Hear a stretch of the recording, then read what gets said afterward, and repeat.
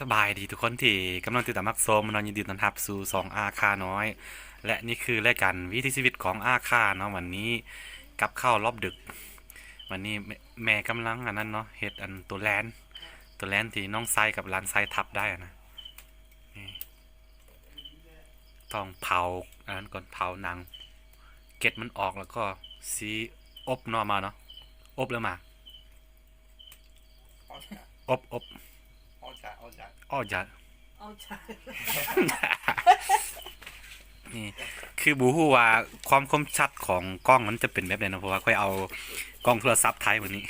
เฮ้ยเลยอย่าจ้องอ่ะเฮ้ยอันโลดตีเยอะสิเลย ต้องแม่บอกว่าเฮ็ดแบบงูเลยแบบต้องเอาเกล็ดของมันออก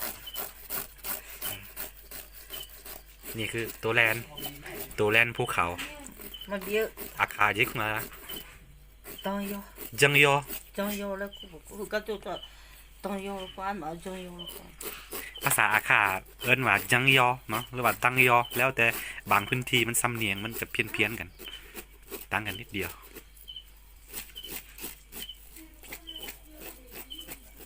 ตัวน้อยๆนึงมันเป็นลูกมันน่ะยังบ่ใหญ่เหรอ แม่เราถึงต้องมอง คือเราจะเฮ็ดไว้กินตอนเช้ามื้ออื่นตอนเช้าเนาะอบไว้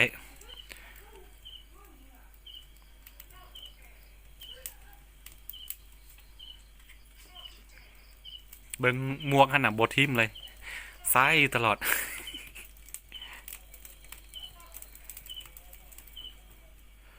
ยังบ่เคยเอากล้องโทรศัพท์ไทยจักเทื่อเนาะลองเบิ่งมันเป็นจังไดมันจะแจ้งบ่ลองเบิ่งเนาะ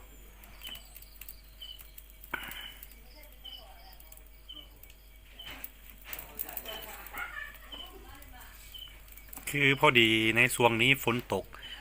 กในรอบ7-8 เดือนเนาะตกได้3 วันเล่นติดแล้วน่าจะตกอยู่ปีนี้คันฝนบ่ตกกว่าปีนี้สงสัยบ่ได้เฮ็ดนาเนาะปีนี้ฝนตกเพราะว่าบ่ได้ไปเฮ็ดไทยปีนี้นะบ่มีคนเฮ็ดเนาะมีแต่แม่พ่อก็บ่สบายมีแต่แม่แล้วก็อันนี้ก็ค่อยก็เป็นคนแบบเฮ็ดเวียกเด้อมีเวียกตัวเองเด้อแล้วก็บ่ค่อยทันแบบไปถังไห้ทางสวนนะปีนี้ก็เลยบ่ได้เฮ็ดไทย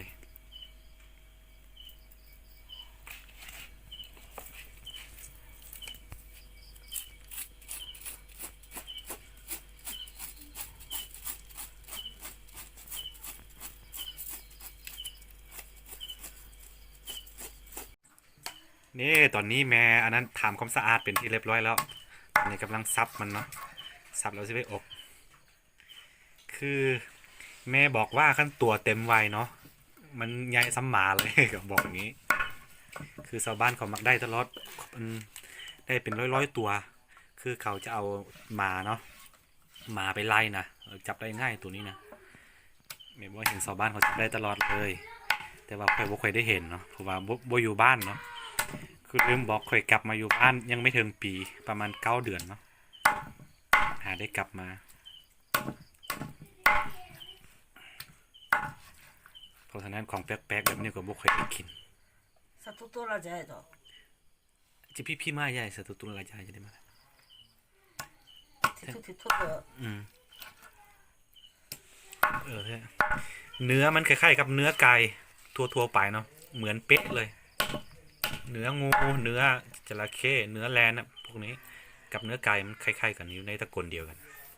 กับงูเหลือมคือกันงูเหลือมเนี่ยแซ่บอีหลีเคยกินคือกันตอนน้อยแต่ว่าตอนนี้น่าจะหายากงูเหลือมหรือว่างูหลามงูเหลือมแซ่บเคยกินตอนน้อยเดี๋ยวนี้มันจะหายากหน่อยนึงแล้วก็จะเป็นงูคือในสปปเราน่าจะเป็นงูชนิดเดียวที่เป็นสัตว์คุ้มครองนะคืองูเหลือมเนาะあとはまじゃเหลืองูเหลือนั่นงูทั่วไปบ่เหมือนสัตว์คุ้มครองมันบ่นั่นกินได้차려다じゃあอะไรแต่เครื่องก็จะมาเนาะแม่บอกว่ามีดีของมันมีบ่เนาะเฮ็ดยาอักเขาจะจังอาขายละมันกินปูกินปลาตัวนี้มันเป็นสัตว์ครึ่งบกครึ่งน้ำเนาะมันจะอยู่ตามเขาตามห้วยก็ได้ตามลำธารนะทั่วไป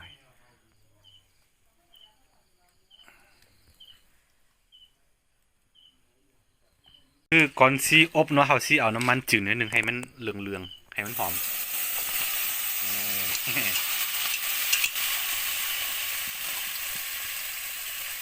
เสียดายพวกมันตัวใหญ่เนาะเป็นตัวลูกมัน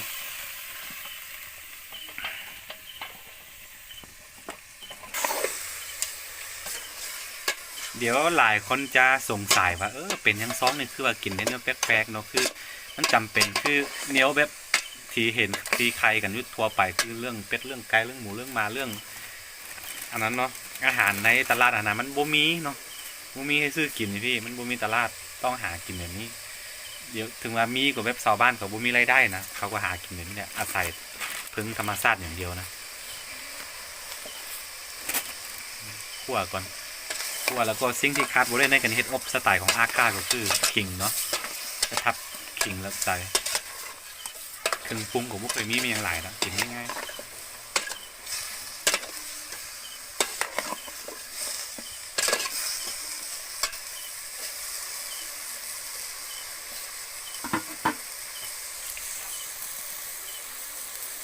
นี่คืออบแลน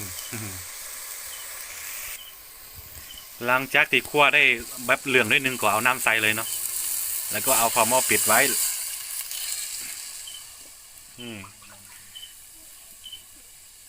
นะเอาฝาหม้อปิดไว้แล้วหลังจากนั้นเขาก็จะตามไปด้วยขิงแล้วก็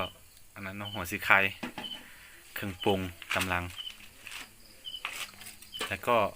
ปรุงไว้เอาไว้กินตอนเช้ามื้ออื่นเช้าเนาะโอ้ยมันจะแซ่บอาหารพื้นบ้านของเขาโอ้โหฟดแล้วตอนนี้มันใกล้จะสุกแล้วเนาะเพื่อ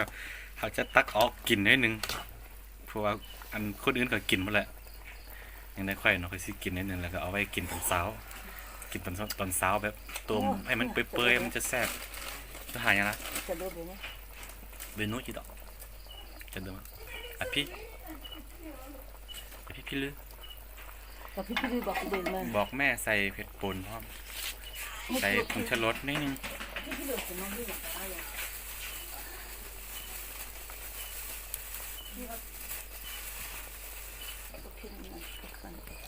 วิธีมาพี่ใครจะเคยโอ้จูแมงอ่ะ โอ้แม่ก็จะสุดใจลูกหัวเนี่ยตัว อุกะกะหมูใครจะเลือกหัวยังไงจี เอาก็บอก ตัวเยอะแหละ ตัวเขาเนี่ย แม่อันคือบอกแม่ว่าน้ำมันจะหลายพดบอต้มให้มันแห้งนิดนึงเนี่ยบอกว่าบอเป็นหยังเดี๋ยวต้มแล้วก็เอาใส่อันตู้เย็นไว้เราก็จะให้มันก้ำแล้วกินตอนเช้าอร่อยมากเขาบอกอย่างนี้ คือบัวปากมันก็สวยเลย เสื้อสีมือแม่อยู่ไอ้เสื้อบัวป่าดองอ่ะ บักแคนตัว บักแคนตาเรียบักค่ะ นี่คือภาษาที่เราคุยกันทุกวันนี้คือเป็นภาษาอาคานะเป็นภาษาอาคาเป็นภาษาแรกแล้วก็เป็นภาษาแม่ของค่อยเนาะภาษาที่สองเป็นภาษาลือเด้อภาษาไตลือหรือว่าไทยลือมันจะต่างกับภาษาลาวกับภาษาไทยน้อยนึงเมื่อไหร่น้อยนึงเลยหลายๆแล้วกันผู้ใดบ่เคยฟังแต่ส่วนหลายจะคนทั้งอันคนเหนือเนาะคนล้านนาเขาจะฟังออกอยู่ คนล้านนาแล้วก็คนอันเสียงตุ่งไทยใหญ่นะเนาะฟังได้สำหรับภาษาไทยลือเนาะไม่คล้ายๆกันภาษาไทยลือเป็นภาษาที่สองของค่อยเนาะแต่ณตอนนี้ค่อยบ่ได้เว้ามาหลายปีเติบประมาณ10 กว่าปีแล้วเว้าก็บ่ค่อยคล่องเหมือนใดแต่ว่าฟังได้สบาย คุณรู้เนี่ยมาเลย ง่ายจ้าล่ะ ข้าดูดีจังเลย แม่บอกว่าจะตักออกที่อันค่อยสิกินนั่นนะเขาจะต้มอีกทีนึงให้มันเปื่อยๆเขาบอกอย่างนี้ เดี๋ยวเนี่ยตัดสินหลักผู้จะมาอาจจะตรงจะมา โดยมีชื่อทิมดังนี่แม่กินมาแม่บอกว่าจะกินหางของมันไหมบอกโอเคจัดไปเลยยึดที่ถัดน้อง เอ๊ะที่มันจะมันเนี่ย เดี๋ยวมาตัวทิมน้องเขาก็เอาก็ เท่าไหร่อ๋อ โน่จะได้ตัวน้อง อ๋อมันน่าจะมี น้องโน่ยาวเลย พอแล้ว จีตัวเท่ตัวคือพูดตัวที่พูดน้องอ่ะอันนี้มาได้จากตัวนุกของปู่มาจากจีด้านั่นแหละนี่เท้ามันมือได้บอก เจอมันตัวท่าพักผ้า ต้องไหมจี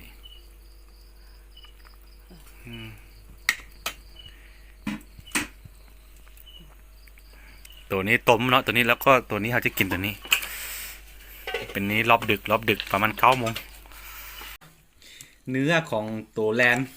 นคู่ข่าวเนาะตัวนี้เขาสิกินกับกินข้าวรอบดึกความจริงเขากินไปรอบนึงครับกินอีกทีนึงซิมก่อนหามีอาม่ากินน้ำอาม่าแปลว่าแม่เด้อนี่อาหารจานเดียวนะกินได้สบายนะไม่ต้องเป็นอย่างไรกินห่างมันก่อนนี่คือห่างมันเนาะว่าเคยซิมคือผู้ใดแนะนำเนาะคนผู้ใดอยากกินเนาะสำหรับคนเราเนาะมันจะมีขายแถวปักม้องหลวงบางเนาะเมืองลำบากแล้วก็ทั้งอันนั้นเนาะทางไปเวียดนามน่ะอย่างว่าปางลำน้อยเนาะมีขายตลอดเนาะไปซื้อกินได้ มาเป็นสิอุปถัมภ์เพื่อนเรื่องต่อขึ้นคล้ายๆเนื้อไก่สุดยอดมันขึ้นอย่างต้องมีถดจิ้มกับคุณยังก็จะได้มาทำเนี่ย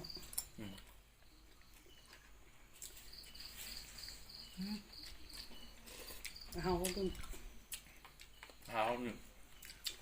เนี่ยบอกแล้วแม่บอกว่าคล้ายๆเนื้อไก่เลย เขาซ้อเนี่ยมาตะกล้องมามองอยู่เบิ่งดูเดี๋ยวมานี่เป็นเนื้อไก่หรือจะซีไม่เบิ่งเอามากล้อง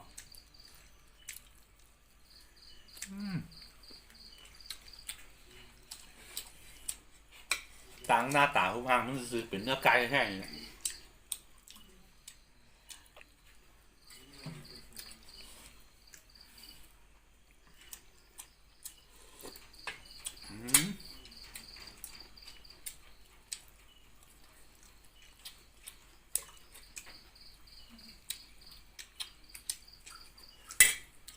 กินข้าวหรือไม่กินข้าวก่อนท้ายไปกินไปคือแบบว่าเป็นตัวเองโอเควันนี้ครับมากินซีมเหมือนสีมือของแม่เนาะอาหารที่อร่อยที่สุดคืออาหารที่เกิดมาจากสีมือของแม่เนาะผู้ใดไก่บ้านไก่พ่อไก่แม่ก็อย่าลืมกลับไปยำพ่อแม่เด้อเพื่อนรอท่าเอาอยู่โอเคครับคลิปนี้ก็คือที่มีประมาณนี้เนาะกันผู้ใดมักก็อย่าลืมกดไลค์กดติดตาม2อาคารน้อยแล้วก็อย่าลืมเข้าไปกดติดตามแฟนเพจของอาคารน้อยเนาะเวลาค่อยอัปเดตเรื่องราวชีวิตหรือว่าชีวิตประจำวันของค่อยเนาะพวกเจ้าจะได้เห็นเนาะแล้วพบกันไม่ในคลิปหน้านี่ไปก่อนเอามาบายก็ดูเนี่ย